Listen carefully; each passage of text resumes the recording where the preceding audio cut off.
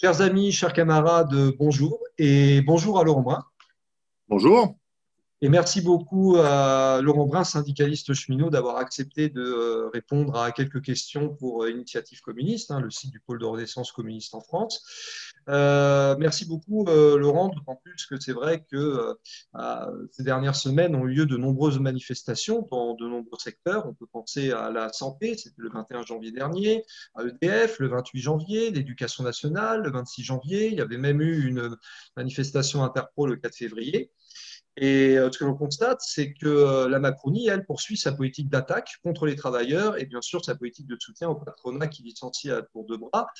Et étant donné toutes ces manifestations qui ont eu lieu, on peut se demander si finalement la solution ne passe pas par le tous ensemble en même temps dans la lutte. Qu'en penses-tu? Bien sûr, l'objectif, c'est d'atterrir là-dessus. Grève générale, comme on le dit de manière très, très politique. La difficulté, c'est de savoir un peu ce qu'on est capable de mobiliser aujourd'hui parce que il y a beaucoup de mobilisation, comme tu le disais, mais ça touche essentiellement le secteur public. Et la difficulté qu'on voit, c'est que dans le privé, si on prend les grèves qui ont eu lieu l'année dernière ou qui ont lieu en début d'année, c'est beaucoup des entreprises de taille moyenne qui sont mobilisées. Et en fait, les 20 ou 30 grands groupes français qui font la valeur ajoutée dans le pays, c'est-à-dire qui déterminent si vraiment on est si on les étrangle au niveau économique ou pas, ces 20 ou 30 groupes-là, on a quasiment pas de mobilisation. Il n'y a quasiment pas de grève, ils ne sont pas touchés. En dehors, évidemment, de l'usine qui ferme parce qu'ils en ont décidé, mais en dehors de ça, il y a pas de mobilisation. Donc, je pense que la cible, ça doit être de se mobiliser tous ensemble. Mais pour y arriver, il faut qu'on identifie vraiment quelles sont les raisons qui nous en empêchent. Et l'une des raisons, je pense, c'est la difficulté à être implanté dans les grandes entreprises, les grands groupes privés. Et puis, probablement aussi, on a besoin d'un effort pour déconstruire un peu les stratégies capitalistes qui nous écartent de la lutte. Et dans ces stratégies-là, il y a pour une part l'institutionnalisation, parce qu'avec la création des CSE, on a encore éloigné les instances de représentation du personnel, mais c'est aussi toute la stratégie de discussion en centrale et plus usine par usine avec des délégués centraux qui sont très peu en lien avec les organisations syndicales en fait, et un peu électron libre. Et puis après, il y a toute la stratégie d'éclatement des unités de production avec la sous-traitance et tout ça, où là aussi, syndicalement, on a du mal à faire la jonction entre les donneurs d'ordre et les sous-traités, entre guillemets. Donc, moi, je pense que vraiment, il faut qu'on ait un travail militant pour s'implanter dans ces grandes boîtes parce que ensuite tout le reste du tissu économique suivra dans une mobilisation importante. Mais si on n'arrive pas à déclencher, et c'est un peu ce qu'on a vu pendant la grève des retraites, il y avait les cheminots, il y avait la RATP, il y avait l'énergie, il y avait les profs, mais dans les grands groupes de la métallurgie, de la chimie, des choses comme ça, on était à la peine, quoi. Donc on a vraiment besoin de travailler sur ces boîtes-là. Et évidemment, le tous ensemble, c'est la cible. Oui, et alors je te remercie pour cette première réponse qui est claire et qui effectivement souligne un problème assez juste que tu évoques. Alors, il y a des luttes parfois qui existent dans le privé, mais elles sont souvent circonscrites et c'est pas évident parce que pour mobiliser, etc., on n'en parle pas beaucoup. Et comme tu le dis, le plus dur, c'est de faire cette jonction. Et justement, à raison, tu évoquais le secteur public où il y a de nombreuses luttes, comme dans le secteur privé. Et non seulement il y a cette jonction privé-public qui est difficile, mais il y a aussi la jonction avec les perspectives politiques qui demeurent très insuffisantes. D'où justement cette deuxième question, est-ce qu'il ne faudrait pas œuvrer pour qu'il y ait lieu, outre la jonction que tu as évoquée, privé-public, fort logiquement, cette jonction entre les luttes privées dans le secteur privé, dans le secteur public, et les perspectives politiques, afin de combattre à la fois le pouvoir macroniste qui s'en donne à cœur joie, et aussi de conjurer un spectre qui malheureusement monte, celui du faux Rassemblement national. Et je pense que c'est quelque chose qui fait beaucoup débat en fait dans les boîtes et dans les organisations syndicales, cette question du jonction avec de la jonction avec le politique, parce que tout le monde a bien conscience que les grèves qu'on mène contre les grandes réformes, par exemple, c'est des grèves défensives et que des grèves offensives, par exemple sur la réduction du temps de travail ou sur des choses comme ça, on n'en a pas mené beaucoup depuis longtemps. Et même les grandes victoires auxquelles on fait référence, par exemple la dernière 95, en vérité, c'était déjà une lutte défensive. Et donc, pour arriver à une lutte offensive, il faut avoir pour perspective de reprendre le stylo qui écrit la loi, et donc de forcément reprendre le pouvoir, quoi. C'est une question. Après, la difficulté de la période, c'est qu'en fait, il y a deux façons d'aborder les choses. Il y a ceux qui considèrent qu'il faut une organisation politique qui fasse le lien avec l'activité syndicale, et puis il y a le débat un peu de repli auquel on est confronté et qui existe aussi, hein, qui est de dire bah, il faut qu'en gros, tout ce qui est vaguement progressiste s'agglomère pour que bah, on souffle un peu et qu'on arrête de nous attaquer. C'est un peu l'espoir qu'il y avait au moment de l'élection de Hollande, hein, avec le vote utile qui a voté, qui a été qui a fonctionné à plein, avec beaucoup de syndicalistes qui disaient bon bah on en attend rien, mais au moins on va souffler un peu pendant 5 ans après Sarkozy. Puis en définitive, on n'a rien soufflé du tout parce que la conception politique de dire c'est l'homme qui fait la stratégie politique et donc il est étiqueté de gauche, donc ça va être mieux que les autres, ben, en fait c'est une conception erronée. Le rapport de force, il n'était pas en notre faveur, donc pendant alors en plus, je parle pas de la nature, on va dire, du Parti socialiste, mais en tout cas, on avait très peu de rapports de force. Et donc, s'imaginer que simplement parce qu'on allait changer le président, ça allait résoudre notre problème, c'était une illusion. Et je pense que cette illusion, elle est encore très présente. C'est pas étonnant, hein, puisque avec ce qu'on prend dans la tête dans les entreprises, évidemment, ce qu'on aimerait, c'est que ça s'arrête, quoi. Mais ça s'arrêtera pas par l'opération du Saint-Esprit. Donc, effectivement, il faut qu'on arrive à retrouver une réarticulation efficace entre la construction du rapport de force dans l'entreprise et la perspective politique de prise du pouvoir. Moi, il y a un pays en Europe où je trouve que c'est quelque chose qui fonctionne pas trop mal, c'est en Belgique. Avec le Parti du Travail de Belgique, je trouve qu'ils articulent assez bien les deux choses. Et c'est vrai qu'en France, on est encore un peu marqué par bon, les batailles entre le PS et le PC sur le contrôle des outils syndicaux, sur un certain nombre de choses. Mais petit à petit, ça s'affranchit et on voit bien qu'il y a un besoin de construire une perspective. Par contre, bah, il faut essayer de ne pas la construire sur le petit bout de la lorgnette parce que bah, là, par exemple, on va y être confronté. Les prochaines présidentielles, d'abord, bon, c'est dans un an, donc avant ça, on aura peut-être des choses à faire. Et puis, de toute façon, les prochaines présidentielles, si c'est avec un Jadot, avec un je ne sais qui c'est qui pourrait ressortir du chapeau, ben on va se retrouver dans la même, voilà, on va se retrouver dans la même situation, c'est-à-dire avoir l'illusion que les choses vont s'améliorer, et puis en fait, dans la réalité de la gestion du pouvoir, bah, être confronté à des trahisons tout de suite parce qu'il y a eu ambiguïté, quoi. Donc la jonction avec le politique, elle est nécessaire. Puis elle est nécessaire aussi sur un truc hein, dont on ne parle pas souvent, mais c'est que les forces syndicales, pour être militant syndicaliste et pour développer un syndicalisme de lutte, il faut y passer du temps, de l'énergie, et pour ça, il faut avoir des convictions. Si on n'a pas de convictions politiques, bah, finalement, on n'a pas besoin d'y passer sa vie, il suffit de bouger les curseurs, de participer à 2-3 réunions et ça règle les choses. Et donc, on a besoin aussi dans les organisations syndicales de gens qui sont formés politiquement. Enfin, je sais que ce n'est pas toujours très bien entendu dans mon organisation syndicale qu'on le dise aussi franchement que ça, mais oui, moi j'ai besoin de militants syndicaux qui ont une conception politique de la société, qui leur permettent bah, de ne pas se faire piéger par les patrons, quand il y a un plan social ou un truc comme ça, de réagir correctement et de ne pas s'embringuer dans les négociations du poids des chaînes ou des choses comme ça. Donc on a besoin de politique pour avoir des perspectives et on a besoin de politique pour que bah, dans le mouvement social, dans la conduite du mouvement social, on puisse le faire correctement aussi. Tu as d'autant plus, tu vois, ce que tu as dit est très intéressant parce que dans le fond, tu évoques un modèle qui a existé à un moment en France. C'était à l'époque où le Parti communiste et la CGT, justement, avaient ce lien qui était très organique dans le fond.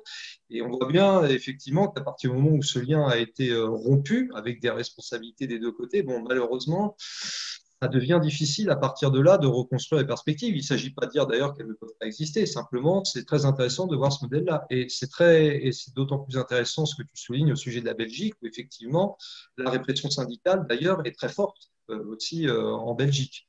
Justement. Et le fait que tu évoques les perspectives politiques, ça amène justement à une autre question que tu as un petit peu effleurée d'ailleurs, à raison, à savoir, dans le fond, si c'est pour avoir de nouveau un espèce de projet d'union de la gauche dont on parle beaucoup beaucoup en ce moment, qui serait en particulier compatible avec l'Union européenne, inutile de dire que ce sera certes une fausse alternative au faux duel Macron-Le Pen.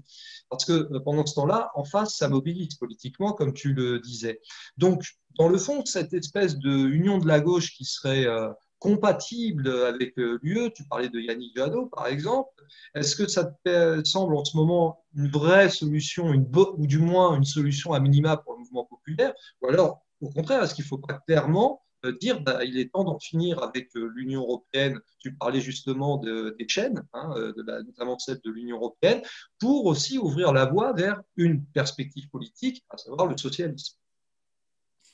Alors moi, je pense que le débat sur l'union aujourd'hui, l'union de la gauche, il est absolument tordu, mais je le comprends, hein, parce que je suis syndicaliste cheminot, la SNCF, la situation c'est quoi? Bah, on n'arrête pas de nous supprimer des effectifs, on n'a plus de recrutement au statut, donc le statut est en train d'être démembré, la boîte est en train d'être démembrée, enfin, on a l'impression un peu que tout se casse la gueule socialement parlant et que bon, ça installe une ambiance qui est vraiment compliquée. Et pour résister à ça, justement, il y a intérêt à être sacrément politiquement clair dans sa tête pour savoir où on va. Et donc, je comprends qu'un certain nombre de syndicalistes soient sur l'idée, là là, vivement que ça s'arrête. Et donc, si on peut trouver une solution pour que ça s'arrête, bah, c'est vachement bien. Mais la solution, elle pourra pas être aussi simple que simplement grossir, masquer les divergences, faire élire quelqu'un, et puis ensuite tout se passe bien. Parce que masquer les divergences, d'abord, les divergences, elles réémergent à chaque fois qu'il y a un arbitrage politique, parce qu'on est dans une situation où il y a des contradictions. Par exemple, si on avait un pouvoir politique qui disait il faut relancer le service public ferroviaire, mais aujourd'hui, il y a une entreprise publique telle qu'elle a été organisée par les réformes, avec des cadres tels qu'ils ont été installés, importés des grandes écoles de commerce, etc., qui sont dans une logique de sabotage par rapport à ce genre de trucs. Donc, il y a toujours des confrontations, des contradictions, et qui font qu'à un moment donné, le pouvoir politique, quand on a gommé les divergences, bah, elles réémergent à ces moments-là. Il y a des gens qui veulent aller au bout, et puis il y a des gens qui tout de suite sont sur le compromis, l'abandon, et voire même le recul. Et du coup, bah, ça apparaît comme une trahison, parce que plus les gens ont eu de l'espoir, plus ils s'estiment trahis quand ces éléments-là réémergent. Mais en vrai, c'est pas une trahison. C'est juste la nature qui reprend le dessus, c'est-à-dire que les conceptions idéologiques de ces groupements-là. Donc moi, je pense qu'on n'a pas besoin d'union à gauche aujourd'hui. Dans la perspective, on verra bien plus tard, mais aujourd'hui, c'est pas le sujet. Le sujet, c'est qu'on a besoin de confrontation d'idées. On a besoin de controverses à gauche, de conflits d'idées. J'entends, hein, mais Oui, parce que voilà, mais pour percer des choses, à la fois pour essayer de démasquer les positions aussi, hein, des uns et des autres, pour clarifier la nature du débat, puis aussi pour susciter le débat à la base, parce que bah, quand il y a des débats nationaux entre les partis, de la confrontation, de la controverse, ça alimente aussi la discussion à la machine à café, et donc ça crée de la discussion politique dans l'entreprise. Donc moi, je pense qu'on a besoin de favoriser au contraire la confrontation d'idées aujourd'hui. Dans la confrontation d'idées, il y a un débat sur l'Union européenne, ça c'est clair. Nous, on a adopté des orientations au niveau de la Fédération des cheminots où on souhaite que toutes enfin, tout ce qui nous concerne, en gros, soit effacé. Bon, ben, pour ça, il n'y a pas 36 solutions, hein. Voilà, donc bon, on n'a pas été plus loin syndicalement parlant parce que c'est pas que notre rôle et puis parce qu'en plus, les débats sont quand même intenses là-dessus. Mais l'Union européenne, c'est une question. Aujourd'hui, on l'a vu dans la crise sanitaire, ça n'apporte rien au niveau de la réponse collective par rapport même à des grands enjeux comme la vaccination, la recherche scientifique ou les choses comme ça, alors que ça pourrait être des lieux naturels de coopération, mais ça ne l'est pas parce qu'en fait l'institution n'est pas faite pour ça. Et en dehors de ça, par contre, on continue à faire pression pour diminuer les moyens de l'hôpital ou des choses comme ça qui sont complètement délirantes dans notre période. Et pour ne citer que ça, parce qu'on a aussi les copains de l'énergie qui se battent contre la dérégulation de l'énergie, tous les grands réseaux nationaux, que ce soit les télécoms, l'énergie, les transports, sont en train d'être découpés sur la logique bah, les réseaux, c'est des monopoles naturels, mais comment est-ce qu'on impose la concurrence dans un monopole naturel? Bah, il faut le découper en tout petits morceaux, dont certains vont être de la responsabilité de l'État, parce qu'on ne peut pas trop faire autrement, mais dont on va pouvoir en privatiser une partie. Et ça, c'est directement enfin, c'est directement impulsé par l'Union européenne.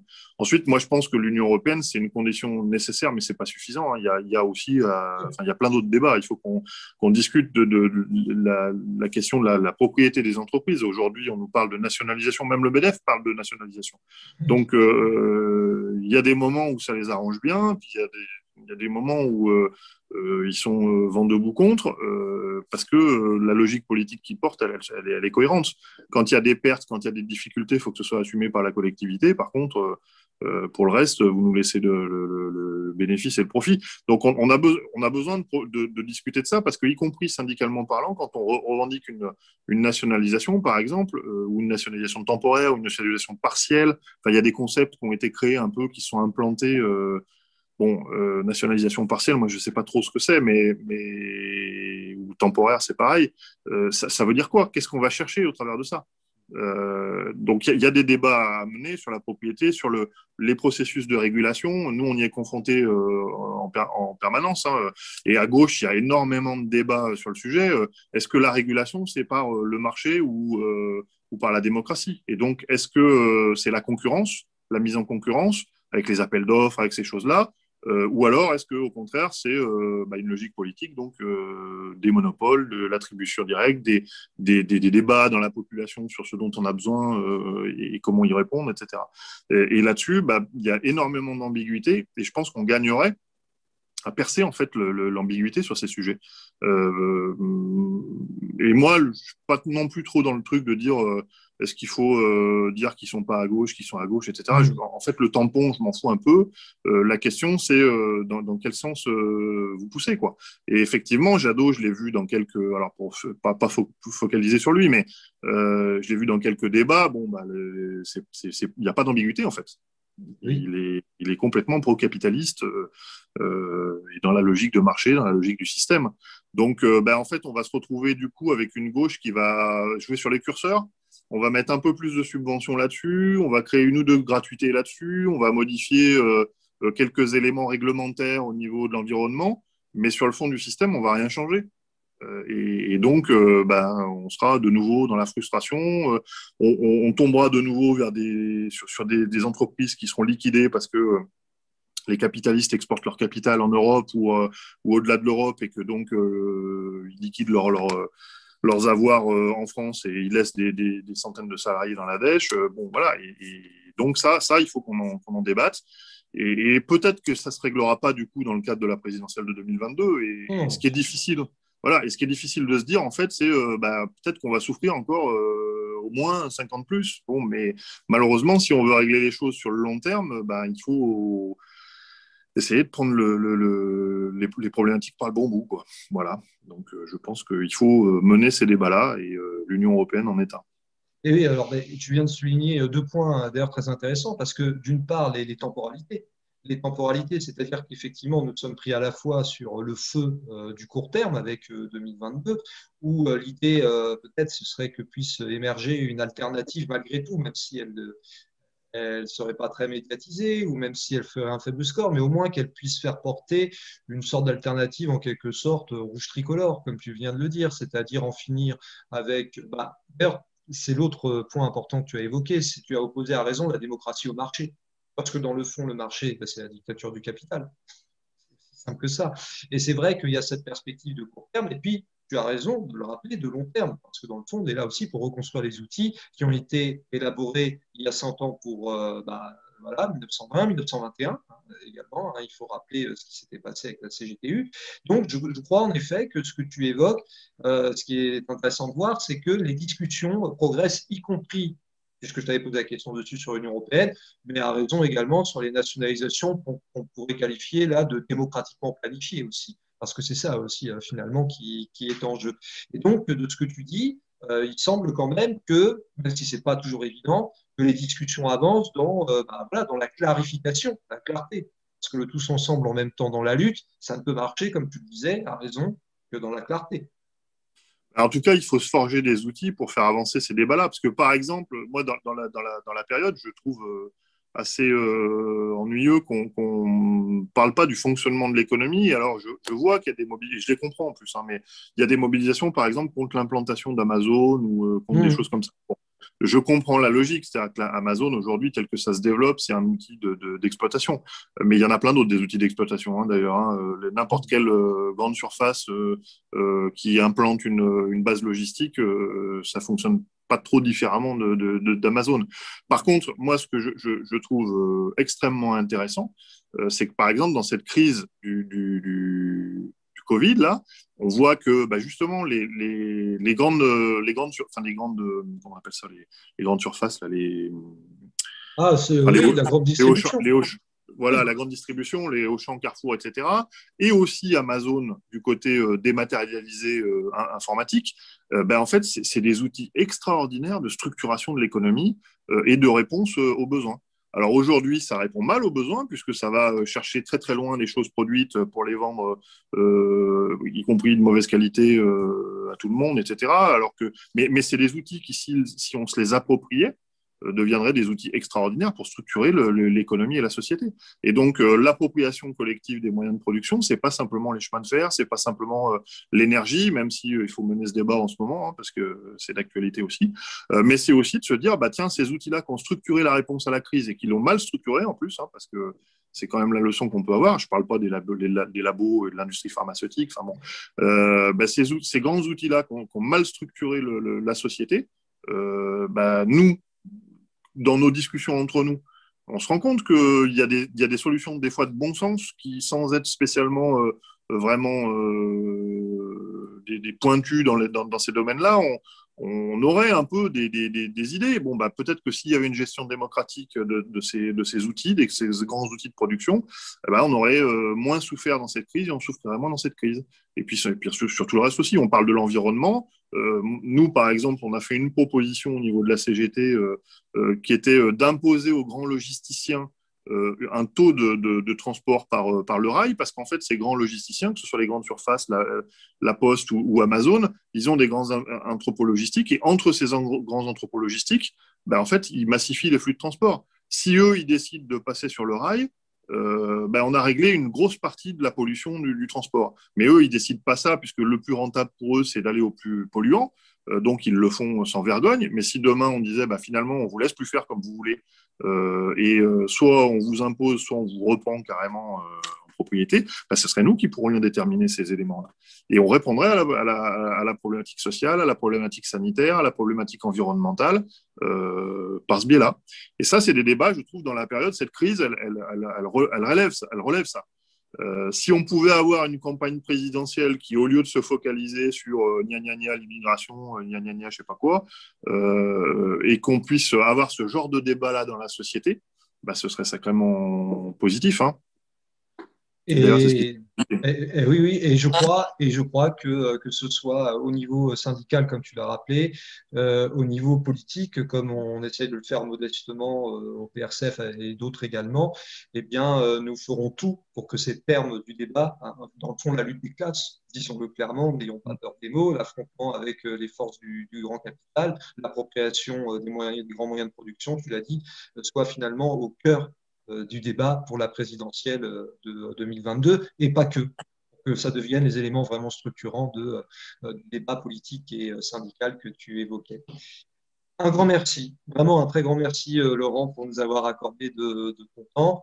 Nous serons probablement amenés à nous revoir par la suite dans la rue pour des mobilisations qui risquent de continuer, qui d'ailleurs ont toujours lieu, hein, signalons-le. Nombre d'entreprises effectivement privées ou de secteur public sont en lutte.